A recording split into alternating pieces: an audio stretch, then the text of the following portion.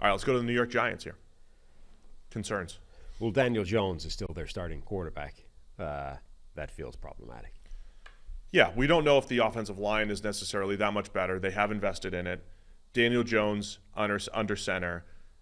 Did he peak 2 years ago when they leaned into his running ability? Top 20 rusher of all time for quarterbacks in 2022. But is it still enough? Do they do enough to show that Daniel Jones can do something, can move the ball, especially through the air, relative to the other QBs in the league? Yeah, the offensive line, they threw a lot at it. It might still be bad, kind of maybe even worse than Tennessee's, but bad is still absolutely within the range of outcomes for this offensive line as well. Andrew Thomas is really good. Jermaine Illuminor, I think, is at his best playing tackle. I don't know if they're going to start him at tackle or if they're going to have him kicked into guard where he's not as good. John Michael Schmitz, we loved coming out, looked rough as a rookie.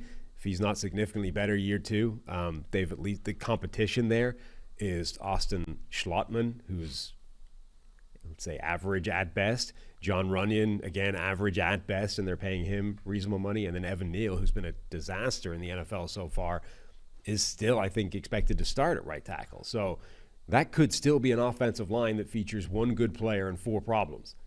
I would also say the secondary, with Wink Martindale leaving, and I thought the way Wink embraces variance and zero blitzing and send in the house, and it kind of works in your favor if you don't have a ton of talent. I don't think the Giants, outside of a few players, of course, had a ton of talent on this defense the last couple of years.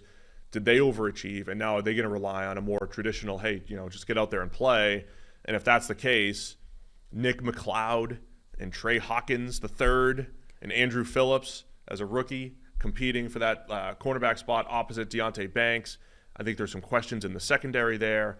And honestly, I've never been the biggest Brian Burns fan for what they paid there. I think he's a good pass rusher, not great, average to below average run defender. So I just don't know if the talent's there on the defensive side of the ball. Well, also stylistically, remember, one of the Wink Martindale's defense is one of the most schematically unique systems in the NFL in terms of it's way out there on its own. He wants a ton of man coverage. He wants a ton of blitzing. He wants a ton of zero. It's all, you need a very specific group of players that can play that type of defense, right?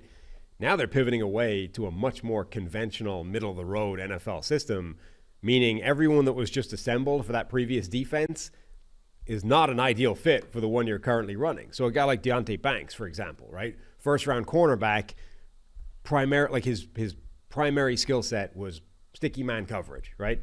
Well, now he's going to have to do a bunch of different things within this defense. Isaiah Simmons, similar player, like a guy that was brought in because he's a talented athlete who can match up in man coverage in specific scenarios. They have a bunch of guys that were collected for Wink Martindale's defense who now have to play a very stylistically different system, which may be easier in some situations, but how that all pans out is a risk.